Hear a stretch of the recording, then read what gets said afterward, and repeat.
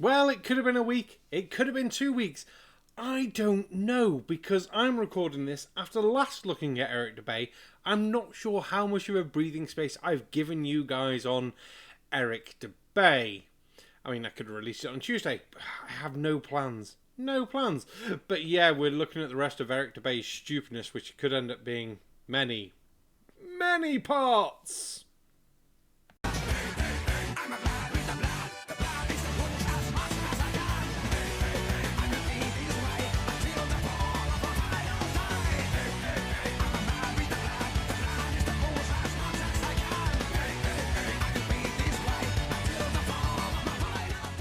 Three. Water. The natural physics of water are that once contained and undisturbed, the surface will always remain horizontal.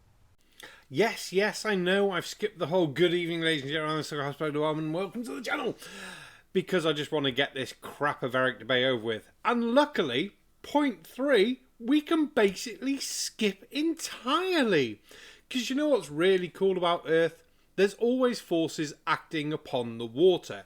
When on Earth do you see water with no forces at all acting upon it? Whether it be wind, tides, or just gravity. I suppose gravity's covered by tides, but yeah, flat earthers want to say gravity doesn't exist.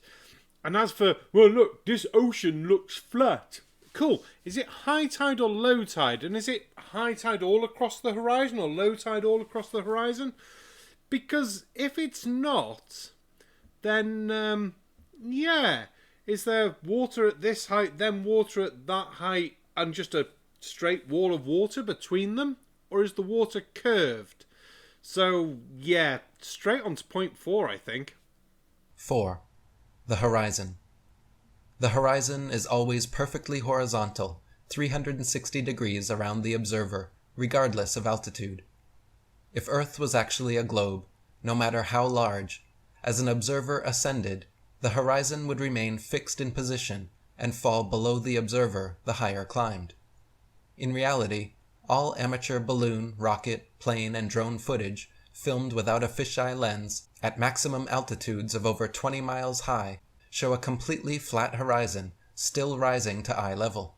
So, just to clarify, if the horizon doesn't rise to eye level, the higher you go up, then Earth can't be flat.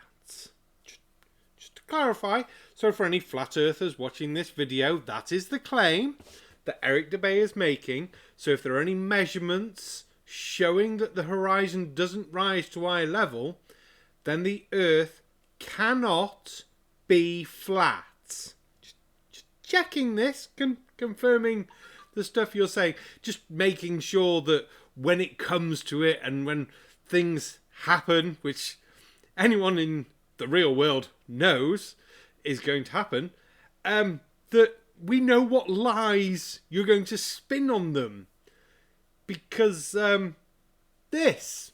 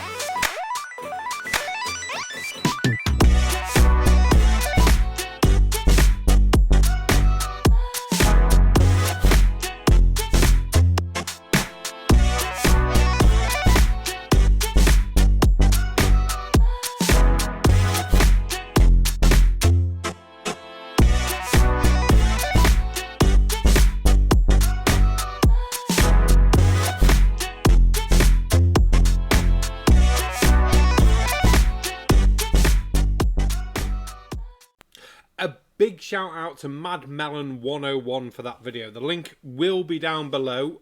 If I have forgot it, which everyone who knows me knows what I'm like, there is that huge possibility. It is available on mctoon.net.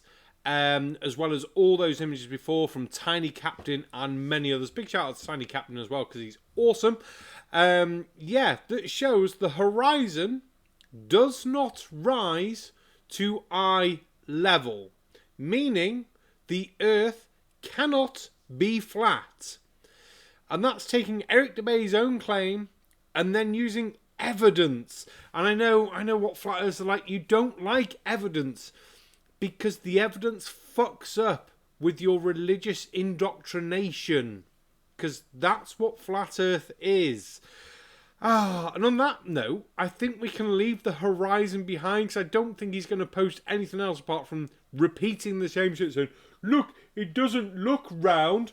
Whereas missing the fact that if it curved like that, it wouldn't make sense properly. And you get a tiny, tiny, tiny curve, and I'm talking like that over the entire horizon, would be sort of like, yeah, okay, whatever. But otherwise, no.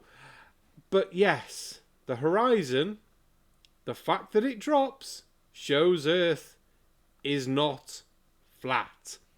Let's have point number 6 now, please, Mr. Himmler. Sorry, no. Dubay. Always get those two mixed up. 5. Gyroscopes. Gyroscopes are precision instruments consisting of a wheel mounted inside 2 or 3 gimbals, which provide pivoting support and allow the wheel to rotate about a single axis. As the entire contraption moves and shifts angles, the gimbals move and shift accordingly, but the inner wheel never changes its angle with respect to its initial reference frame. This unique property is called rigidity in space, meaning the inner wheel maintains its orientation and axis of rotation in relation to space and not to the surface of the Earth.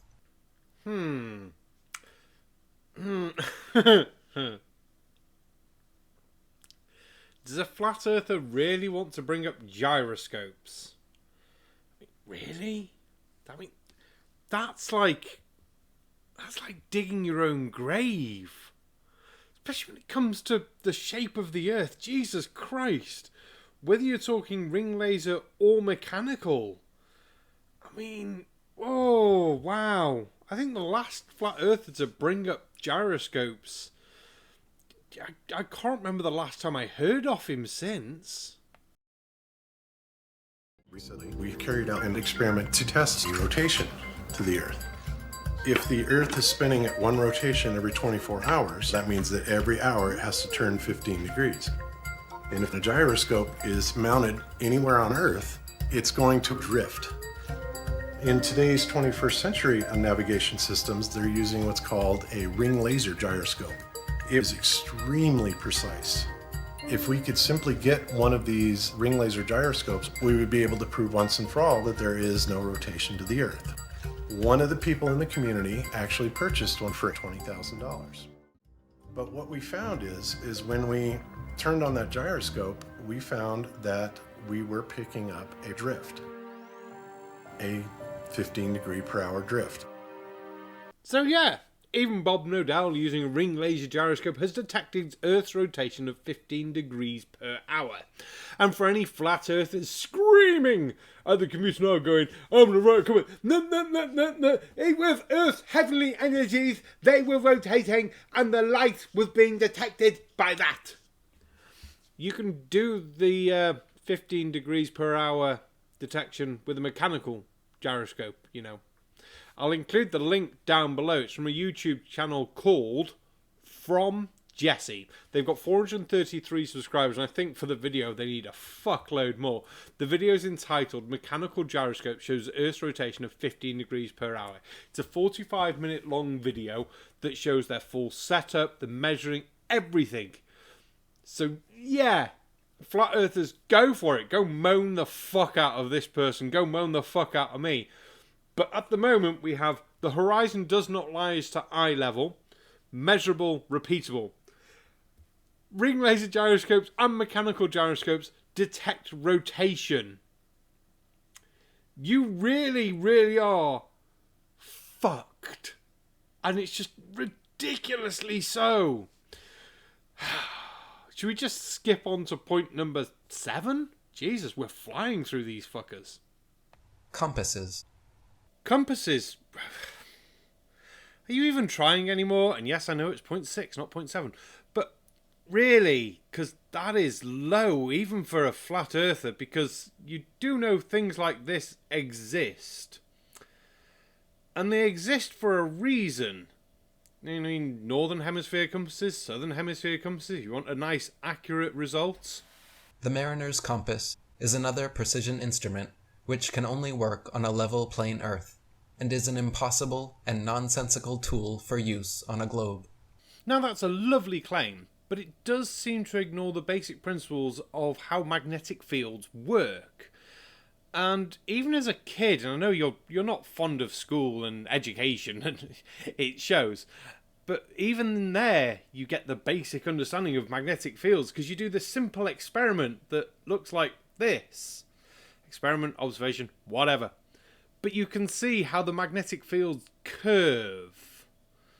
So, yeah, that works fine. It simultaneously points north and south over a flat surface, and must be held flat to work, yet claims to be pinpointing two constantly moving geomagnetic poles at opposite ends of a spinning sphere originating from a hypothetical molten metal core.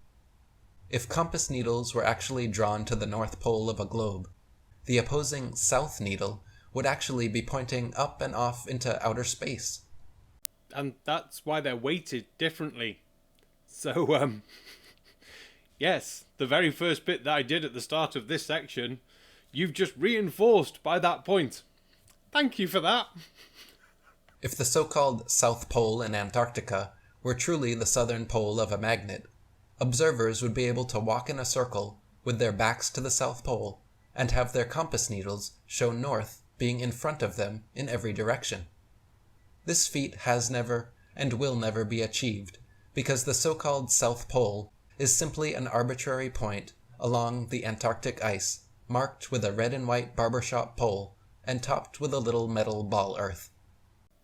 Well, again, that's another claim that you don't seem to want to back up. Now, while there are trips to go to the geographical South Pole, you don't need to do a big trip to Antarctica to go to the magnetic South Pole, because at the moment it's not even on Antarctica. Yeah, it's here, just off the coast of Antarctica. So all a flat earther actually needs to do is get a boat and go and do that. And then they can see the compass not behaving as it should. Wouldn't that be amazing? And then you could follow it up by a trip to the South Pole and get 24-hour sunlight. But again, what flat earther is going to want to try and actually show these things don't happen? Because, well, we all remember the last time someone did something like that and how infamously bad it was for them, wasn't it, Bob? The actual type of magnetism present on Earth is similar to a ring magnet found in loudspeakers, which have a central North Pole, with the opposite South Pole being all points along the outer circumference. This perfectly describes the magnetism of our flat Earth, whereas the alleged source of magnetism in the globe model is emitted from a hypothetical molten magnetic core in the center of the ball, which they claim conveniently causes both poles to constantly move and thus forever evade independent verification at their two ceremonial poles. Ah, I see. Because they're moving, you say we can't go to them, even though we know where they are, where they're moving to, and where they were. Amazing, isn't it, that you can make these stupendously stupid claims and not have anything to back them up, apart from denial, because that's all you seem to have at this point.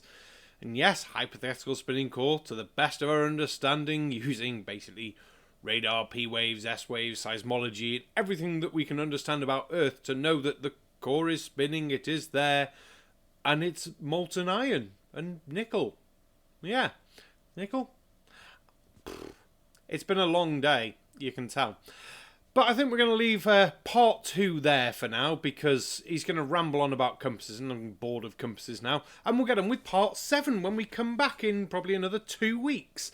I feel like a week gap in between the stupidity of Eric debate is needed Because otherwise, I'd lose the plot, I'd lose the will to live, and I would just drink myself into a stupor and die on the bar floor. But thank you very much to members, patrons, everyone who makes these videos possible. Even if it's just a like, a thumbs up, anything, it's all appreciated. I'll catch you all on the next one. I've been the Sarcastic Barman. Thank you very much. Good night.